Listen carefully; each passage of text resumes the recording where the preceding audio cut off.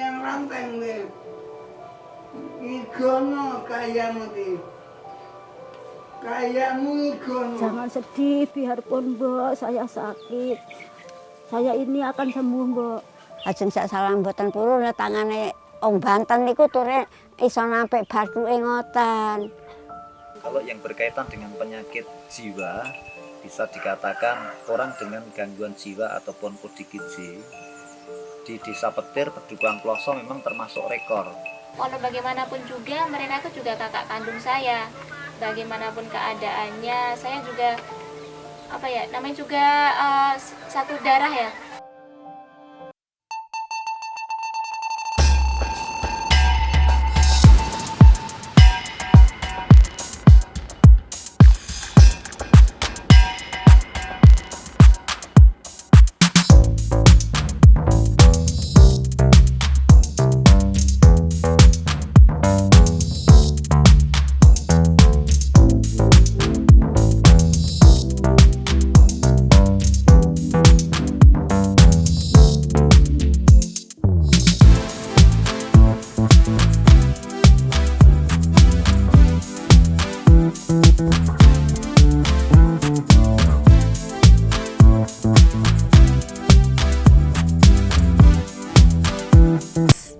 Desa yang terletak di selatan Yogyakarta ini menyimpan jutaan misteri. Petir, tempat yang dihuni sekitar kurang lebih 3.803 jiwa, mencoba menarik perhatian saya, mulai dari keindahan alam hingga merajuk kasih sesama saudara, adalah hal yang masih lazim. Keramah tamahan, saling membantu satu sama lain tanpa memandang perbedaan. Desa Ramah Jiwa, yang menjadi nama lain dari tempat ini, terkenal akan toleransinya yang tinggi terhadap orang dengan gangguan jiwa.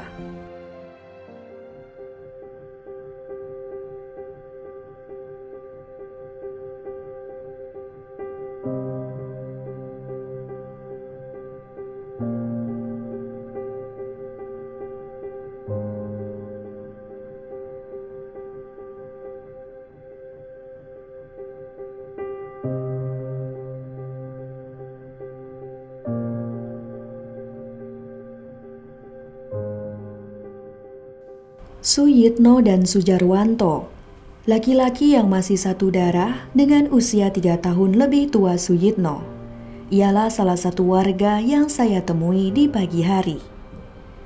Saat rasa lapar sudah teratasi, Suyitno berjalan dengan kaki yang langsung mengenai tanah tanpa alas sedikit pun.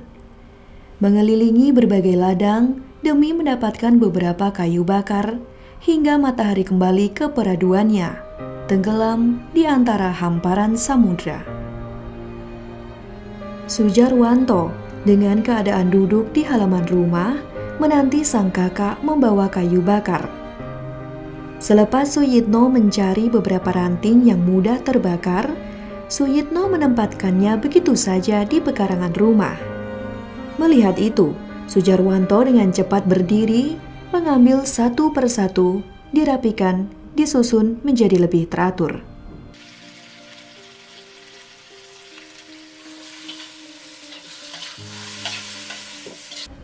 Arti Sayeti, adik dan juga yang merawat saudaranya ini, dulu pernah mengidap ODGJ sama seperti kedua kakaknya. Tak disangka, beberapa bulan kemudian, ia berhasil sembuh dari penyakitnya. Lalu, tak berapa lama ia pun menikah dengan laki-laki pilihannya. Kini, Arti Sayeti hidup bahagia dengan keluarga kecilnya.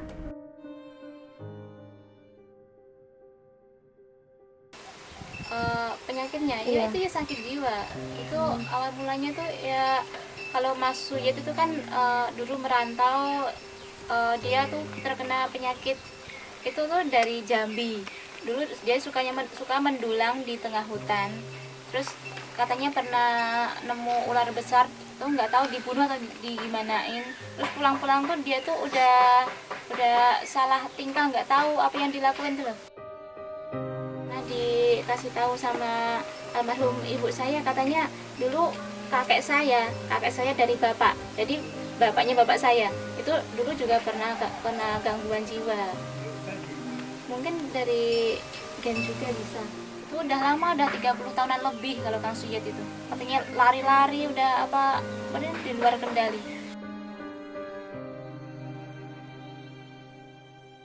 Ya ada yang sering kambuh tuh yang Kang Suyitno ya. Dia tuh mungkin kalau nggak cocok sama lauknya, kalau telat saya ngasih makan atau kurang banyak atau gimana, dia mesti tiba-tiba teriak-teriak terus nggak bisa dikendalikan, tapi ya nggak lama.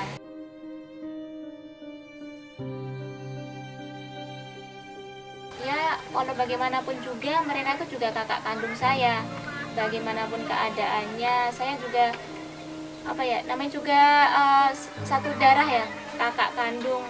Ya sekalipun mereka seperti itu, mau gimana lagi, waktu udah takdir yang kuasa udah digariskan yang sama yang di atas sana, saya nggak mau juga harus menjalani kesehariannya seperti itu. Yang kena penyakit itu kalau kita sinyalir mungkin yang 2 orang ini identik dengan faktor genetik, mungkin ada faktor keturunan. Karena kalau kita cari-cari informasi kepada para sesepuh, para pendahulunya, ini katanya dulu mbah-mbahnya, mbah buyutnya ini dulu juga ada yang kena penyakit jiwa. Oke. Terus kalau yang lain mungkin penyebabnya juga karena ada tekanan himpitan ekonomi.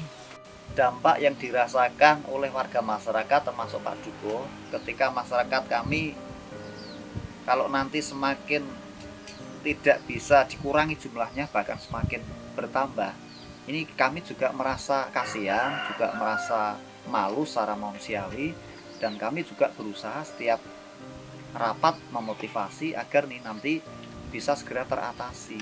Dalam artian orang-orang yang sekarang belum terjangkit ini bisa kan Mbak, faktor stres, faktor depresi karena kebutuhan, karena ekonomi, kita juga harus memberikan motivasi.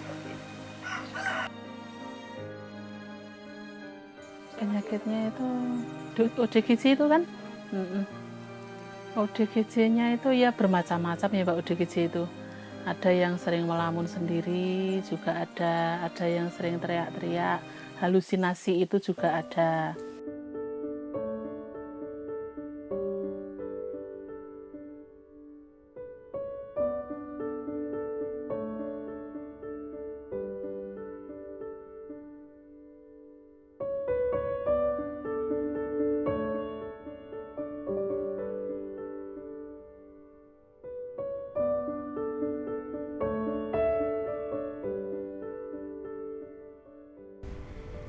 Pariyati, wanita yang harusnya sudah membangun keluarga kecil, memiliki keturunan di usianya, tetapi lebih memilih hidup dan besar bersama ibunya. Dialah salah satu pengidap ODGJ yang saya temui setelah Suyitno dan Sujarwanto. Tinggal di rumah sederhana bersama ibunda yang memiliki kekurangan di mata kirinya, membuat ia harus membantu ibunda dalam kesehariannya. Di saat pagi masih malu-malu menampakkan dirinya, Pariyati sudah lebih dulu menyiapkan dan menghidangkan lauk pauk untuk dirinya dan orang yang telah melahirkannya. Sampai suatu ketika, saya menemukan hal yang tidak wajar. Di saat seseorang membersihkan dirinya 2 hingga 3 kali, ia malah melakukannya sampai 6 kali dalam sehari. Tak hanya itu, di saat Pariyati duduk termenung, ia kerap membuat bunyi-bunyi yang tak memiliki arti maupun nada dengan mulutnya. Selain Pariyati diam termenung, ia juga selalu mencuci pakaiannya di kamar mandi yang mungkin tidak bisa disebut kamar mandi. Menjemur satu persatu pakaian kotornya di halaman rumahnya, serta pakaian ibunya yang tak luput ia lupa bersihkan pula. Rika wau pun bolak-balik kalau digeplak tiyang Banten, ajeng Pak bojo wong bocah cilik mboten wani, jak salamang mboten purun. Lah ajeng jak salam mboten geprek rendase. Lah gek mantuk niku terus mboten mantuk tenggene dulure wedok niku kok terus mboten kelingan. Ning larane niku dherean banget nek sakniki pun kantun cara tarane banyu pun cethek ngoten. Wong ngantos ngentekke gendring asal kula ndukunne teng pundi-pundi kok. Nggih nek kumate nek kala mangsa dina Jemuah napa dina Minggu niku niki kumat niku namung kumat gemrenang mboten kumat napa-napa. Mbak Pariyati itu dulunya juga seperti itu, Mbak. Dia dulu kan kerja di Jakarta. Tapi nggak tahu ya dulu itu disukai oleh seorang laki-laki. Tapi nggak tahu sampai di rumah dia menyandang ODGJ juga. Dulu itu di sini lomba Gracia itu loh nomor 1 di sini. Makanya itu ada tulisan ramah jiwa itu di sini banyak orang kayak gitu.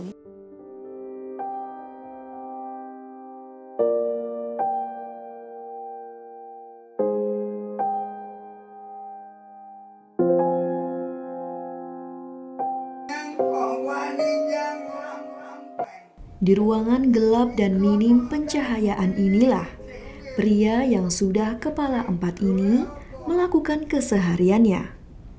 Baik itu membersihkan dirinya yang ikut dibantu oleh ibunya sampai buang air besar di tempat yang sama.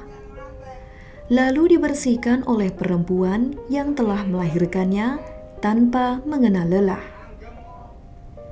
Hal itu dikarenakan tidak berfungsinya kedua kaki Pranowo. Berawal saat ia pulang berobat di salah satu tempat pengobatan terdekat. Saya datang menghampirinya, mendengar suara-suara dengan lantang dan sangat keras. Bicaranya pun dengan bahasa Jawa. Kata-kata yang diucapkannya pun beragam. Berawal dari perkataan meminta tolong kepada ibunya hingga pembahasan mengenai perwayangan. Demi memenuhi kebutuhan sehari-hari, sang ibunda rela berjualan mengelilingi desa. Sudah banyak pengobatan yang didatangi. Dukun yang diundang untuk menyembuhkan sampai tertipu oleh orang yang tak ia kenal.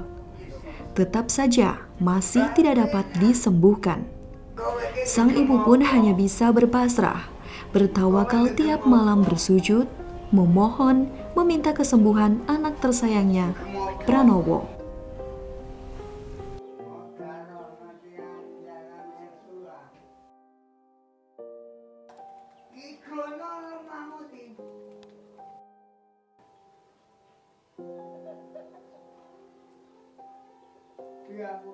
Itu sekitarnya umur 24 tahun.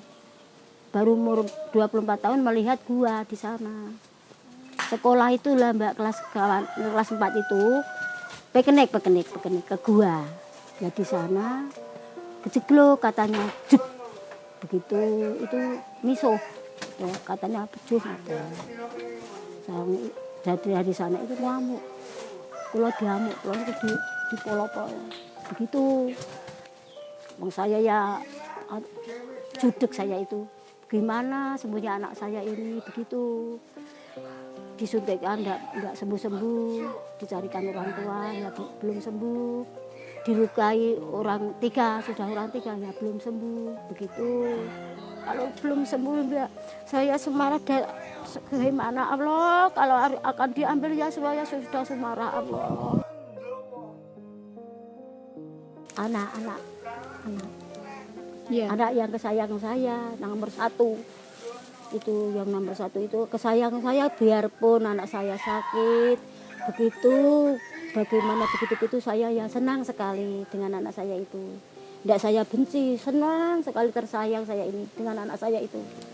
Biarpun itu sakit begitu-begitu, saya ya sayang sekali dengan anak saya itu. Dengan Pranowo itu. Biarpun rupanya gimana, sakitnya gimana, saya masih saya melihara itu senang sekali.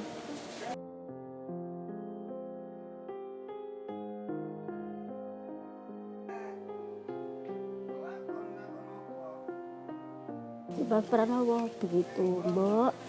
Jangan sedih, biarpun Mbok saya sakit. Saya ini akan sembuh, Mbok. Mas Pranowo itu nek kalau dari puskesmas itu ya seperti berhalusinasi lah Mbak. Penyebab yang jelas itu belum diketahui.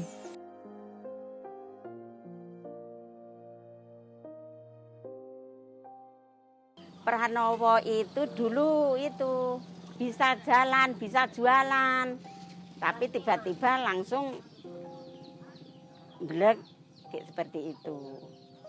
Itu udah ada di Gracia berapa bulan, 3 bulan atau apa itu. Tapi nggak ada perubahan kalau si Pranowo.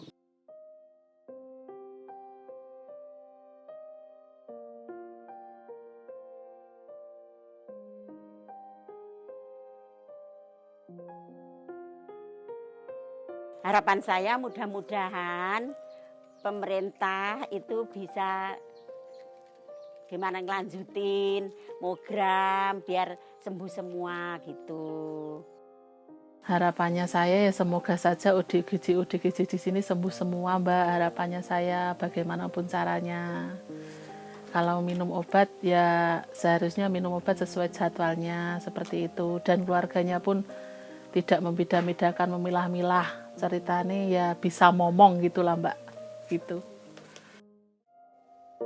Hingga waktu yang kian menghimpit, jejak langkah pun terkubur pada fase di balik ramainya kehidupan. Mereka adalah sentuhan awal bagi perjalanan saya.